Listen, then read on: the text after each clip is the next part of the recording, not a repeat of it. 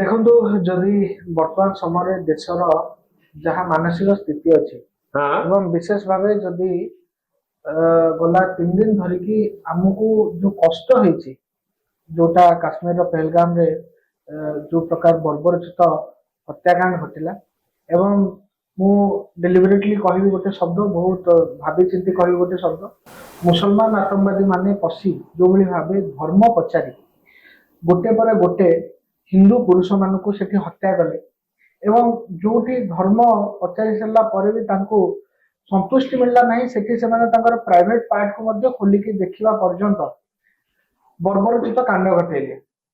ତେଣୁ ଏଇ ଘଟଣା ଆମ ସମସ୍ତଙ୍କ ଅନ୍ତରାତ୍ମାକୁ ଆଜି ଜର୍ଜରିତ କରିଛି। ଆଉ ଯେତେ ଶବ୍ଦ ମୁଁ ଖୋଜିବାକୁ ଚେଷ୍ଟା କରୁଛି ନିଜର କଷ୍ଟ ଭାବନାକୁ ପରିବ୍ୟକ୍ତ କରିବା ପାଇଁ ବା तो ଅଭିବ୍ୟକ୍ତ कौन କରିବା हम बोली भावुଛନ୍ତି अविनाश ପାଇଁ ଆମେ ମାନେ ହତ୍ୟା ଏବଂ ବର୍ବରୋଚିତ କାଣ୍ଡର ଜବାବ ସେମାନେ ଯୋଉ ଭାଷାକୁ ବୁଝନ୍ତି ସେଇ ଭାଷାରେ ହିଁ ବର୍ତ୍ତମାନ ସମୟରେ ଦିଆଯିବା ଉଚିତ ଏବଂ ପ୍ରଧାନମନ୍ତ୍ରୀ ନରେନ୍ଦ୍ର ମୋଦିଜୀ ଏ କଥା ସ୍ପଷ୍ଟ କରିସାରିଛନ୍ତି ଆଜି ବିହାରର ମଧୁବନୀ ଠାରେ ସେ କଣ ହବାକୁ ଯାଉଛି।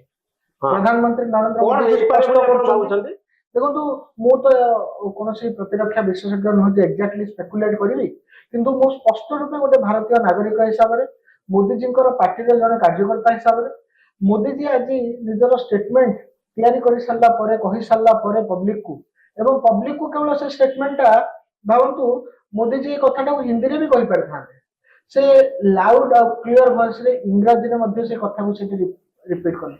ଏହାର କାରଣ ଏଟା ଥିଲା ସାରା ବିଶ୍ୱକୁ ସେଇ ମେସେଜ ଦେବାକୁ ଚାହୁଁଥିଲେ ଯେ ଆତଙ୍କବାଦୀ ସଂଗଠନ ମାନଙ୍କର ବାପା ମାନେ ଯୋଉଠି ବି ବସିଛନ୍ତି ବିଶ୍ୱର କୋଣ ଅନୁକୋଣରେ ବସିଛନ୍ତି ସେ ସମସ୍ତଙ୍କୁ ଲାଉଡ ଆଣ୍ଡ କ୍ଲିୟର ଭଏସରେ ମେସେଜ ଥିଲା ଯେ ସେମାନେ ଯାହା ବି କଳ୍ପନା କରିପାରିବେ ତାଙ୍କର କୋଉ ବି କ୍ଷତି ଘଟିପାରେ ଯାହା ତାଙ୍କର କଳ୍ପନା ଥିବ କଳ୍ପନାଠୁ ବହୁତ ବଡ କ୍ଷତି ଭାରତୀୟ ସେନା ଭାରତ ସରକାର ତାଙ୍କର ଘଟିବ। ରଙ୍ଗା ବାବୁ ଆପଣ ଭାବୁଛନ୍ତି ଗୋଟେ ବଡ ଧରଣର କାର୍ଯ୍ୟାନୁଷ୍ଠାନ ହବ?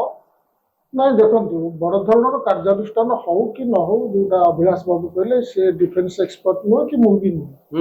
ସରକାର ଯାହା ବି ଷ୍ଟେପ ନେବେ ସାରା ଦେଶ ତାଙ୍କ ସାଙ୍ଗରେ ଛିଡା ହବ ଆଗରୁ ଛିଡା ହେଇ ଆସିଛି ଯୋଉ ଦଳର ସରକାର ହଉନା କାହିଁକି ଛିଡା ହବ କିନ୍ତୁ ପ୍ରଶ୍ନ ତ ତା ନୁହେଁ ପାକିସ୍ତାନ ବିରୁଦ୍ଧରେ ଆଗରୁ ବହୁତ ଆକ୍ସନ ନିଆଯାଇଛି ଯୁଦ୍ଧ ହେଇଛି କିନ୍ତୁ ଥମୁନି। ପ୍ରଶ୍ନ ବର୍ତ୍ତମାନ ସେଠି ପହଲଗାମରେ 2000-3000 ପର୍ଯ୍ୟଟକ ଥିଲେ ଏଇଟା ପର୍ଯ୍ୟଟନର ସିଜିନ 20 ମିନିଟ କାଳ ଆତଙ୍କବାଦୀ ମାନେ ଆସିକି ଆକ୍ରମଣ କଲେ ଗୋଟିଏ ଜବାବି ଗୁଳି ଗଲାନି ଏ ଆନ୍ସରଟା କିଏ ଦବ? ତମେ ପଛରେ ଯେତେ ଇଂଲିଶରେ କୁହ ବଙ୍ଗଳାରେ କୁହ ବିହାର ଇଲେକ୍ସନ ରାଲିରେ କୁହ କିଛି ମନା ନାହିଁ ଆମେ ତମ ସାଙ୍ଗରେ ଅଛୁ ତମକୁ ବିଶ୍ୱାସ କରୁଛୁ କିନ୍ତୁ ବର୍ତ୍ତମାନ ଦେଶବାସୀ ପ୍ରଶ୍ନ ପଚାରୁଛନ୍ତି ଯେ ସେ ହେଲା କାହିଁକି? ଦେଶବାସୀ 1,80,000 ସୈନିକଙ୍କ ସଂଖ୍ୟା କମୁଛି ଏବଂ ସେଠି ରିପୋର୍ଟ କହୁଛି ଜେନେରାଲ ବକ୍ସି ଯିଏ ସେଠି 3 ବର୍ଷ କାମ କରିଛନ୍ତି ସେ କାଲି ଗୋଟେ ଚ୍ୟାନେଲକୁ କହିଛନ୍ତି ତାକୁ କେହି ଖଣ୍ଡନ କରୁନାହାନ୍ତି ଯେ ସେଠି ଯେତିକି ପରିମାଣର ସୈନ୍ୟ ମୁତୟନ ହେବା କଥା ତାହା ହେଇନାହାନ୍ତି। ଖର୍ଚ୍ଚ କମେଇବା ପାଇଁ ଡିଫେନ୍ସ ବଜେଟ କାଟ ହଉଛି ୟାର ଆନ୍ସର କିଏ ଦେବ? ତମେ ଆକ୍ସନ ନିଅ।